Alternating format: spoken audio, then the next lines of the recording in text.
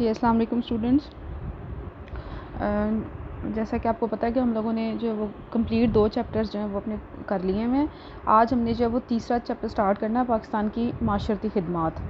अब पाकिस्तान के अंदर सोशल सर्विसेज में क्या-क्या चीज़ें आती हैं और किस किस्म की सोशल सर्विसेज जो हैं वो और किस तरह से अपना काम कर रही हैं सारी तंजीमें और सारे अदारे, तो वो हम आज डिस्कस कर लेते हैं। तो सबसे पहले हम जो है वो सेहत के बारे में पढ़ेंगे आज। हेल्थ के ऊपर जो है वो सोशल सर्विसेज पाकिस्तान के अंदर क्या दी जा रही हैं। जैसे कि आपको पता है कि ज़ाहिर सी बात है, तंदुरुस्ती हज़ार नेमत है, ये वो फ़िक्रा है जो कि हम लोग बचपन से अपने सुनते आ रहे होते हैं, ठीक है। इसके बग़ैर ज़िंदगी गुजारना, सेहत के बग़ैर आपके लिए पॉसिबल नहीं है कि आप जो है वो किसी भी जो है वो अपने काम को पूरा कर सकते हो या खुश उसलूबी से जो है वो एक अच्छा शहरी बन के जो है वो मुल्क या रियासत के लिए कुछ कर सकते हो। और सेहत क्या है, एक अच्छी सेहत क्या है? बीमारी की अदम मौजूदगी, यानी बीमारियों का ना होना और ख़ुद को हशाश बशाश महसूस करना, ये आपकी अच्छी सेहत की निशानी है। अगर किसी भी जिस्म को हम देखें कि वो बीमार है या किसी भी की जो है वो किसी भी किस्म की जो है वो बीमारी में मुब्तला हो या इसका ज़हनी रवैया जो है वो ख़राब हो, मतवाज़न या मुतदल नहीं होता, बराबरी की सतह पे नहीं होता, तो उसको हम लोग एक बीमार इंसान कहेंगे, उसको हम सेहतमंद इंसान नहीं कह सकते। इसलिए कहा जाता है कि सेहतमंद जिस्म में सेहतमंद दिमाग पाया जाता है। ज़ाहिर सी बात है, आपकी बॉडी अगर एक्टिव है, आपकी बॉडी अगर बीमारियों से जो है वो साफ़ है और बिल्कुल पाक है, तो फिर आपका माइंड भी उतना ही एक्टिवली काम करेगा। जब आपका माइंड एक्टिव होगा तो आप एक जो है वो सही बाशऊर शहरी की हैसियत से और एक फ़ायदेमंद शहरी की हैसियत से अपनी रियासत और अपने मुल्क के लिए काम कर सकते हैं। अब जैसे जैसे हालात जो है वो मज़ीद जो हमारी माशरती तब्दीलियाँ आ रही हैं, जो हमारी स्पेशली माहौलियाती तब्दीलियाँ आ रही हैं, उसकी वजह से हमारे सेहत के मसाइल जो है वो पूरी दुनिया में तमाम इंसानों के लिए जो वो ये इश्यूज़ हैं, हमारे जो सेहत के मसाइल हैं वो बढ़ रहे हैं, हमारी माहौलियाती जो तब्दीलियाँ हैं उनकी वजह से। अगर हम लोग पाकिस्तान को लेके बात करें तो जो इकोनॉमिक सर्वे पाकिस्तान का जो है वो किया गया था 2014 और 2013-14 की जो है वो ईरा में, तो वहाँ पे मर्दों की जो औसत उम्र है वो 64 साल, तकरीबन 64 साल, और ख़वातीन की औसत उम्र तकरीबन 66 साल की जो है वो उन्होंने जो है वो रिकॉर्ड की है।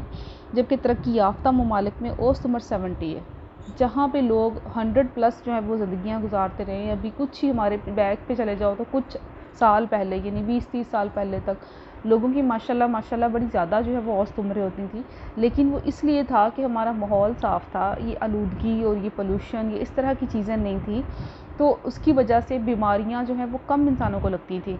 अब जैसे जैसे इस तरह के प्रॉब्लम्स जो है वो दुनिया के ऊपर सामने आ रहे हैं, तो साथ साथ उतने ही मसाइल भी लेके आ रही है, ठीक है।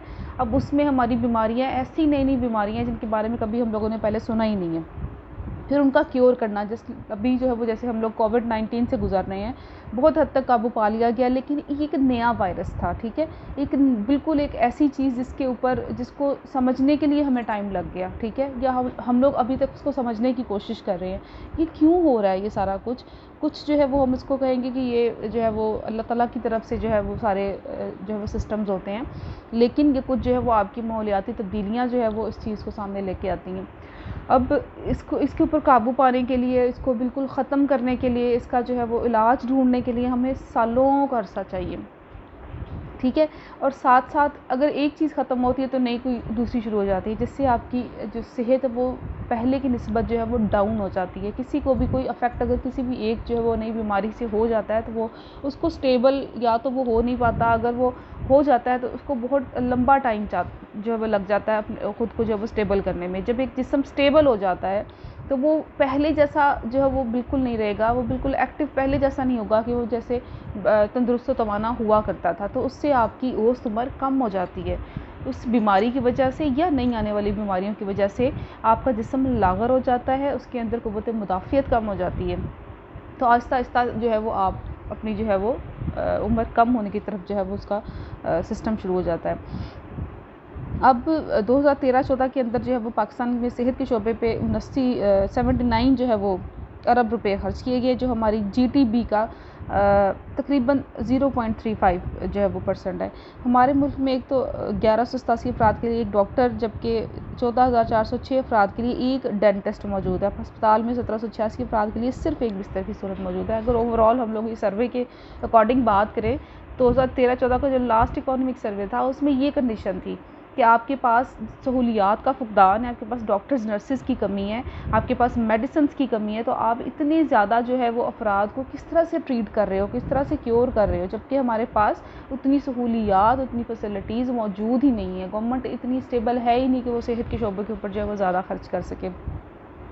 और जो बाकी अगर हम लोग ओवरऑल देखें, जितनी कि ये कह लें कि जितनी पाकिस्तान के अंदर जो है वो आपकी इकोनॉमी की कंडीशन है और जितना वो कर सकता है किसी भी डिपार्टमेंट के लिए, उसमें अगर हम लोग देखें तो बहुत हद तक जो है वो हम लोगों ने बहुत सारी बीमारियों पर काबू भी पाया है।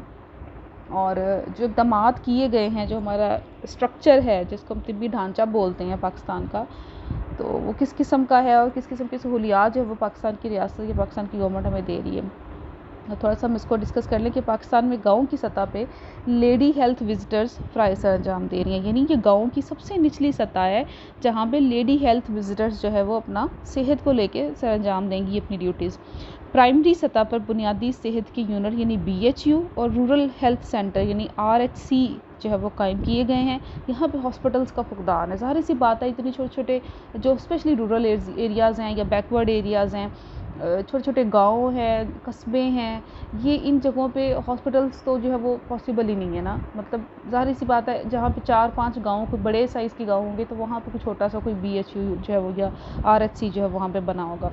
सानवी सतह पर, इससे ऊपर वाली सतह पे तहसीलें आ जाती हैं। गाँव से ऊपर वाली सतह क्या होगी, आपकी तहसीलें, जहाँ पे आपकी तहसील हेडक्वार्टर काम कर रहे हैं, THQ जिसको हम लोग बोलते हैं। जब थोड़ा सा तहसील से ऊपर जाएंगे तो हमारा डिस्ट्रिक्ट आ जाता है, ज़िले के लेवल पे, ठीक है, क्योंकि डिस्ट्रिक्ट के अंदर जो है वो काफ़ी तहसीलें आ जाएंगी।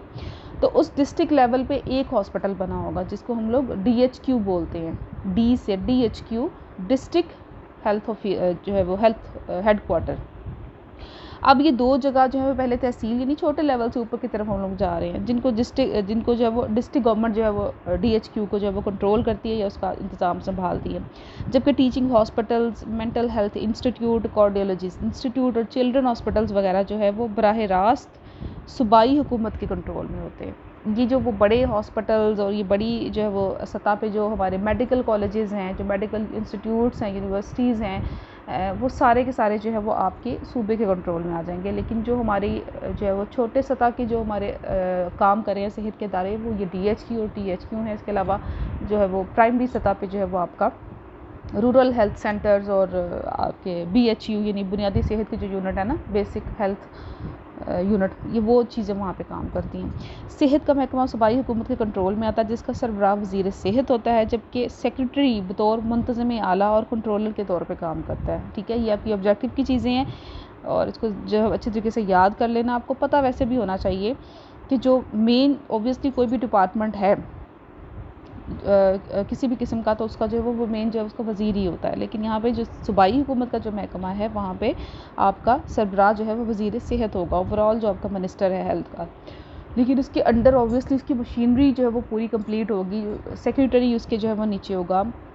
इसके अलावा वज़ीर सेहत सूबाई काबीना के साथ मिलकर जो है वो सूबे भर के लिए पॉलिसियाँ बनाता है। ठीक है, जो आपकी पूरी एक जो वो काबीना होगी जो इसके अकॉर्डिंगली आपका हेल्थ को देख के और इसकी तमाम जो है वो इकट्ठी मालूमात करके उसके अकॉर्डिंग जो है वो हमारे मुल्क के लिए पॉलिसीज़ बनाएगी और सेक्रेटरी तमाम जो है वो अमले के साथ इन पॉलिसियों पे अमल दरामद कराता है। वज़ीर सेहत उसके ऊपर जो है वो साइन करेगा, मिलके ये सारा डिपार्टमेंट पूरा मिलके ये काम करेगा और फिर उसको जो है वो उसके ऊपर अमल दरामद जो है वो सेक्रेटरी ने करवाना है। इसके नीचे डायरेक्टर जनरल हेल्थ सर्विसेज आता है, ठीक है, सेक्रेटरी के नीचे, जिसका काम सूबे में तरक्याती, एहतियाती इलाज और जो भी प्रिवेंटिव जो है वो हमारा ट्रीटमेंट है उसको शिफाबख्श खिदमात जो है वो फराहम करता है कि किस तरह से हम लोग प्रिवेंट कर सकते हैं अपनी बीमारियों को। उसके बाद इसके अलावा जो है वो हर ज़िले में DCO है जो ज़िलाई राब्ता जिसको हम लोग ऑफिसर बोलते हैं। इसके नीचे इंतज़ामी ज़िलाई अफसर जिसको EDO मुकर्रर जो है वो किया गया है। इंतज़ामी ज़िलाई अफसरान जो है वो अफसर तिब्बी खिदमात है, डिस्ट्रिक्ट ऑफिसर तिब्बी यानी DO आते हैं जो अपने निगरान अफसरों के साथ मिलकर सेहत की सहूलियात जो है वो फराहम करते हैं। किसी भी डिपार्टमेंट को लेके ये तमाम जो है वो चीज़ें आपको जो है वो सामने आएंगी कि कौन जो है वो कहाँ पे क्या सर अंजाम दे रहे हैं अपनी ड्यूटीज़। इसके बाद फैसिलिटीज़ क्या क्या हैं जो हमें पाकिस्तान की तरफ से जो है वो सेहत के शोबे में दी गई हैं। सबसे पहले मेडिकल कॉलेजेस का क़याम है। क़याम पाकिस्तान के वक्त किंग एडवर्ड मेडिकल कॉलेज एक ही वाहद कॉलेज था जो सद बनाया गया, जिसमें जो वो स्टूडेंट्स को तालीम भी दी जाती थी, वहाँ पे इलाज भी किया जाता था। अब जो है वो मुल्क में काफ़ी ज़्यादा मेडिकल कॉलेजेस हैं, यूनिवर्सिटीज़ हैं, आपके इंस्टीट्यूट्स बना दिए गए हैं जहाँ पे आप जो है वो मेडिकल की तालीम हासिल करते हो, डॉक्टर्स बन के बाहर निकलते हो। और बाज़ औक़ात ऐसा भी होता है कि आपको उसी जगह पे जो है वो डॉक्टर के फ़राइज़ सर अंजाम भी देने पड़ जाते हैं। ठीक है, इसके अलावा मुख्तलिफ़ तिब्बी इदारों का क़याम भी किया गया है। अब चूँकि पाकिस्तान बनने के फ़ौरन बाद institute of public health Lahore कायम किया गया था, जो अब university institute of public health बन चुका है, यानी वो ग्रो कर गया है। पाकिस्तान में नर्सिंग काउंसिल इस्लामाबाद, मेडिकल और डेंटल काउंसिल इस्लामाबाद और university of health sciences Lahore वगैरह मेडिकल के शोबे में अहम खिदमात सर अंजाम कर रहे हैं। ठीक है, ये वो जो है वो तिब्बी इदारे हैं, आपके मेडिकल इंस्टीट्यूशंस हैं जो कि एक अलग से आपके मेडिकल कॉलेज यूनिवर्सिटी से अलग जो है वो बनाए गए हैं। इसके अलावा हेल्थ रिसर्च सेंटर है इस्लामाबाद में, जो है चूँकि नेशनल लेवल पे है तो साबित इस्लामाबाद में ही होगा कायम। नेशनल हेल्थ रिसर्च सेंटर सेहत आमा को बेहतर बनाने के लिए तहकीकात करते हैं और उसका इलाज का काम भी सर अंजाम दे रहे हैं। ठीक है, ये आपको रिसर्च करके आपको न्यू सर्वे बताए जाते हैं, ओवरऑल दुनिया में क्या जो है वो किस किस्म के हेल्थ सर्वेज हो रहे हैं, उसके अकॉर्डिंग क्या क्या नई बीमारियाँ आ सकती हैं और किस तरह से उसके ऊपर जो है वो हम लोग काबू पा सकते हैं। ये तमाम चीज़ें जो हैं वो आपको नेशनल हेल्थ रिसर्च इंस्टीट्यूट से जो है वो मिल जाता है। इसके बाद कुछ मेडिकल पोस्ट ग्रेजुएशन की सहूलतें भी हैं जो पाकिस्तान में पहले नहीं थी, लेकिन अब चूँकि आला मेडिकल की तालीम हासिल करनी है तो फिर सूबों के मुख्तलिफ मेडिकल कॉलेजेस में जो है सहूलतें फ्राहम कर दी गई हैं। सो अभी जो है वो मेरा ख़्याल है इतना ही। अभी कुछ जो है वो मेन आपको इसका बैकग्राउंड और उसकी स्टार्टिंग जो है वो पॉइंट आपको बता दिया है कि किस तरह से जो है वो ये हम लोगों ने किस लेवल पे स्टार्ट करते हैं, किस किस्म के मसाइल जो हैं वो सामने आ रहे हैं, जिससे आपकी औसत उम्र जो है वो कम हो रही है आपके मुल्क के अंदर। कल जो है वो हम लोग 5वें पॉइंट से स्टार्ट कर लेंगे, बीमारियों की रोकथाम से। ठीक है, इंशाल्लाह तो कल ही आपका जो टॉपिक ये भी पूरा हो जाएगा, तो इंशाल्लाह कल मिलते हैं।